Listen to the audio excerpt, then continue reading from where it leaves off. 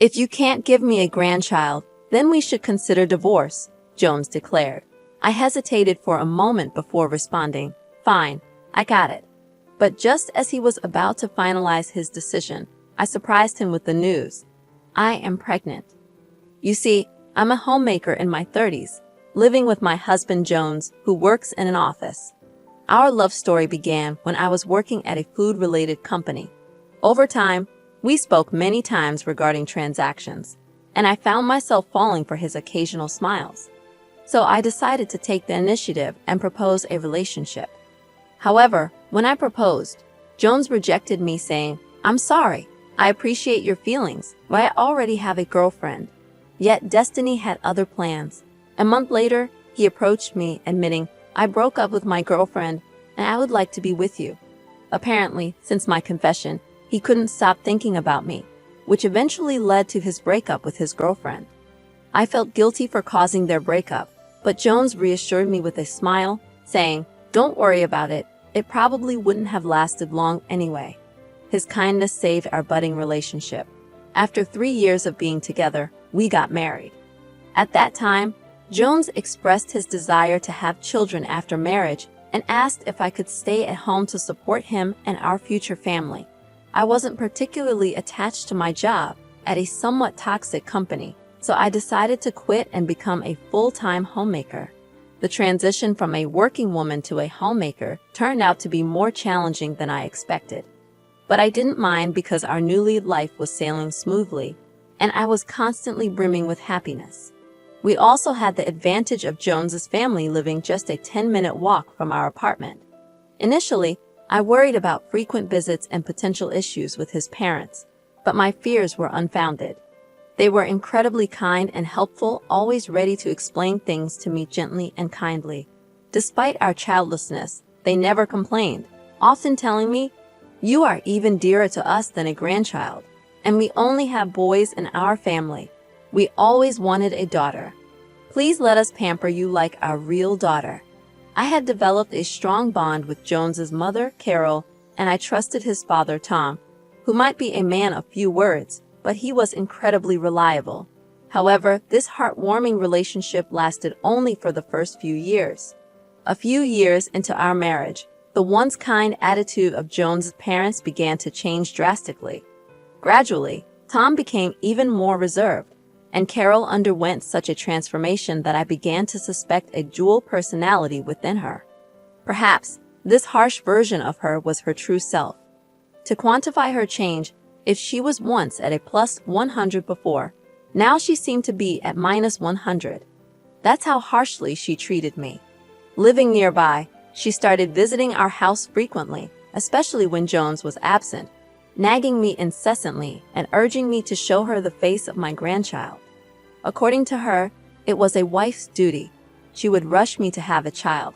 Although not long ago, she used to say, "Children are a gift from heaven. You don't have to try hard. You'll conceive naturally when the time comes, so don't rush."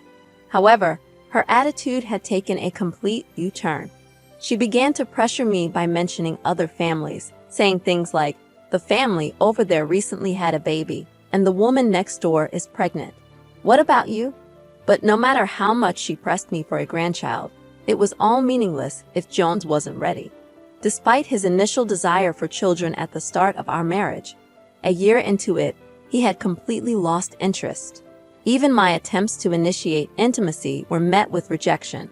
He would decline, saying he was tired, or dismiss me saying, "Don't interrupt my gaming." When I tried to explain this to Carol, she didn't seem to understand and continued pressuring me to have a child, increasing my stress day by day. Unable to endure her relentless attacks any longer, I finally confided in Jones about the pressure I was facing to have a grandchild. He grumbled his response, saying, "I don't think we need to rush this, you know." Despite his reluctance, he agreed to increase our intimate time together as much as possible. Despite our joint efforts as a couple, getting pregnant seemed elusive. Moreover, throughout this time, Carol kept hurling insults at us, blaming our lack of success on our supposed lack of effort. At times, I suspected that the accumulated stress caused by her constant pressure might be making it even harder to conceive. Unable to withstand her relentless pressure any longer, I reached my breaking point. As a couple, we finally decided to undergo fertility treatments, hoping it would solve our struggles with conception. However, relief was short-lived as a new issue arose, one that centered around Jones. Ever since we embarked on the fertility treatment journey, he began to grow distant, retreating to his room to play video games immediately after returning from work, ignoring my attempts at conversation. Initially, I could tolerate his behavior, but it worsened over time. Jones became increasingly irritable, lashing out over small expenses related to my hobby, and unloading his work stress on me. Whenever I tried to defend myself, he would quickly lose his temper, emphasizing his role as the provider and labeling me a freeloader. No matter how many times I reminded him that I had quit my job to fulfill his wishes, he remained unyielding. One day, when he should have been going to work, I discovered he had quit without informing me.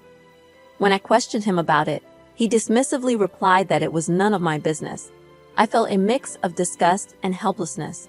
While I believed we could manage financially for a while through unemployment benefits and dipping into our savings, the fact that he showed no interest in finding a new job stressed me out immensely. With Jones spending his days at home, his main activities revolving around gaming and occasional trips to the convenience store, our face-to-face interactions increased significantly. However, instead of fostering affectionate moments, this newfound time together only intensified our arguments. Our discussions became strained, and gradually, we stopped talking altogether. I found myself questioning the purpose of continuing this married life. The once strong bond between us seemed to be eroding, and the realization slowly settled in that our marriage might be reaching its breaking point. I began contemplating an escape from the dismal situation. One day, utterly fed up with Jones idling away his time, playing games at home like a child, I confronted him. "You're not a kid. Stop playing games all the time and start looking for a job," I admonished him sternly. His response caught me off guard. "Oh, by the way, my mom told me that if we can't have a baby, we should get a divorce," he said casually. To my surprise, I felt a surge of gratitude towards Carol, something I never anticipated. After all, I was pregnant. I had discovered this during a recent checkup, planning to tell him that very night. However, now it seemed like the right decision not to disclose the news. With newfound determination, I said, "Okay, got it." I retrieved the already filled-out divorce papers from a drawer and handed them to him. He seemed taken aback, clearly not expecting me to agree to the divorce, let alone produce ready-to-sign papers. He stuttered and froze on the spot, his usual domineering attitude nowhere to be seen. He appeared dumbfounded. Though he seemed on the verge of saying something, the weight of his mother's words weighed heavily on him. Eventually, he reluctantly signed the divorce papers, continuously sneaking glances at me. Later, we gathered to discuss matters like property division. In reality, we didn't have much in terms of assets to worry about. While he had previously complained about my spending habits, it turned out he was the one with the more reckless financial behavior. He not only played games at home, but also spent significant amounts of money at game centers, depleting his finances. We had no savings or assets to split, and Jones realized this with growing dismay. Despite this, he pointed to a passbook with considerable savings, suggesting we divide that as well. However, I informed him that this savings account was not subject to property division. "This is the savings I accumulated before our marriage, so it is not part of property division," I explained calmly. His face paled even more. He then tried to claim rights over the condo we lived in. Unfortunately for him, the condo was in my name, and I had already put it up for sale. "You can't live here anymore. It would be a nuisance, so please leave immediately," I said with a smile. Besides, I thought this condo would become too small in the future, so I've been saving up for a new home, I added, watching his disbelief as I calmly asserted my independence. Saving money had always been my hobby, even when I had a regular job before marrying Jones. I had managed to save a significant amount, which I used to purchase this condo during a period of rapid advancement in my career.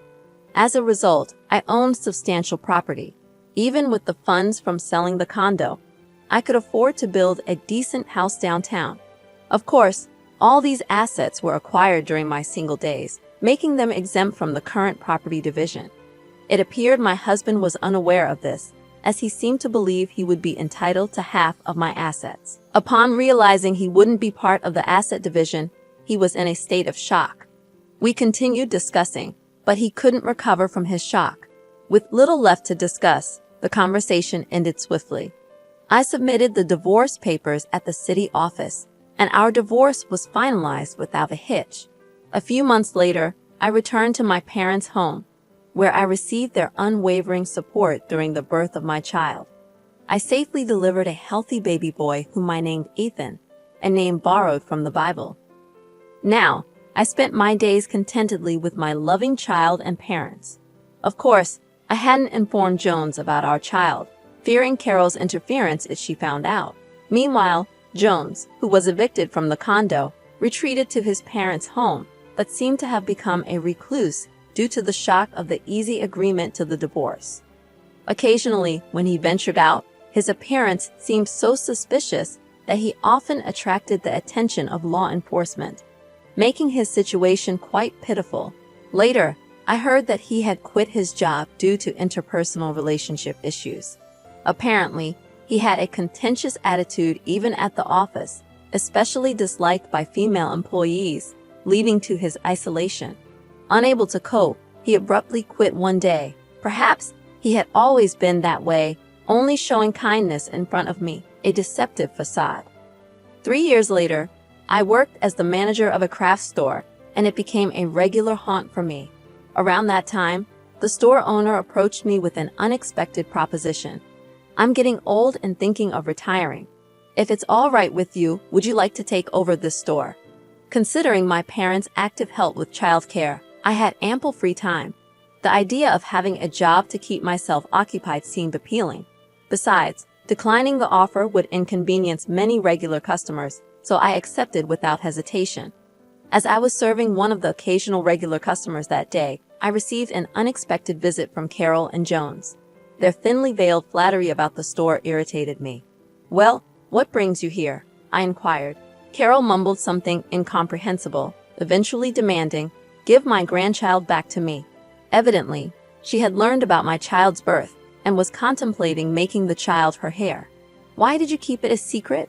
"We were already in the process of divorcing," Jones accused, clearly agitated. "I kept quiet because I wanted the divorce. I knew you both would do anything to prevent it if you found out I was pregnant," I shot back, glaring at them. Carol persisted, insisting that I return her grandchild, emphasizing the 3 years we had spent together. Her demand left me utterly flabbergasted.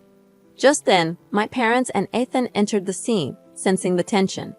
They asked, "What's the matter? Is there a problem?" It appeared that they hurried over after receiving a message from a regular customer. Spotting Ethan holding hands with my parents, Carol approached him, cooing, "Oh, how cute. He looks just like Jones when he was a child." "Look, I'm your grandma." I attempted to intervene, but Ethan, with surprising determination, declared, "I only have one grandma," and hugged my mother. Consequently, my mother politely asked Carol to leave. However, Jones attempted to forcibly take Ethan away from my parents, shouting, "Just give the kid to my mother." I stood in front of him, trying to protect Ethan, but my physical strength was no match for his. I was easily pushed aside. Jones was inches away from grabbing Ethan's arm when, out of nowhere, my father executed a perfect shoulder throw, sending Jones flying into the air. I looked up in astonishment to see my father, a skilled police officer who had even competed in national championships during his student days. Jones, completely unaware of my father's abilities, could only stare in pain and shock. My father, unfazed, said, "If you intend to bother my child and grandchild any further, I'm ready to take necessary actions. What do you want to do?" He showed his police badge to Carol, who turned pale, and they both hurried away. I never found out what happened to Carol and Jones after that, and frankly, I didn't want to know. Several years later, Ethan began aspiring to become a police officer, inspired by my father's courage and skills. "When I grow up, I'm going to be a police officer too, so I can protect Mom," he declared. Under my father's guidance, Ethan diligently worked on his studies, and his martial arts skills became unbeatable among his peers. I plan to continue watching over my wonderfully grown son, grateful for the support and protection my father had provided. Thank you for watching this video until the end. If you found the content relatable, please consider leaving a positive rating and a comment.